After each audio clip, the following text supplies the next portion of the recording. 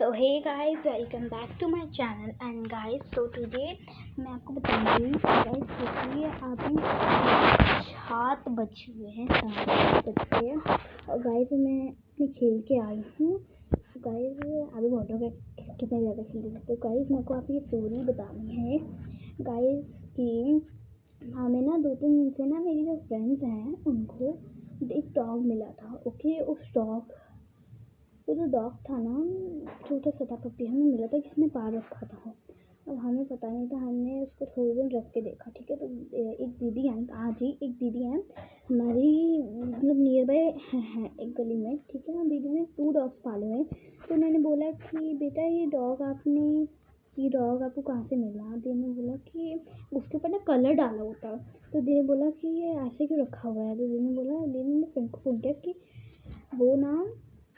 वो ना अगर वो अपने फ्रेंड को फ़ोन किया, उन्होंने बोला कि वो उसको रखेंगे अपने पास डॉग को कि नहीं। तो डॉग को हम इंजेक्शन वगैरह कुछ नहीं लगवाया था। ओके गाइस, तो दीदी ने बोला कि अगर वो नहीं रखेंगे तो हम इसको एनजीओ में भेज देंगे, क्योंकि एनजीओ में गाइस बहुत अच्छी केयर होती है डॉग्स की। तो पहले सारे सबने डिस्कस किया कि भेजना कि नहीं भेजना, ये वो।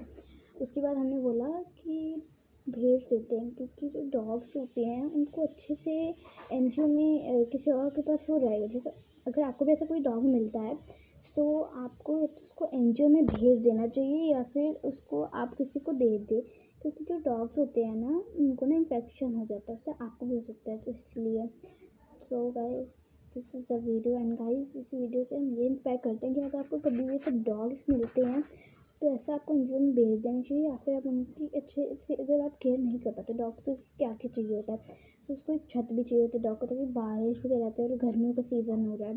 तो गाइस मैं ये कहना चाहूँगी कि वो दीदी बहुत अच्छी हैं, उन्होंने ऐसे किया, आई लाइक इट सीरियसली।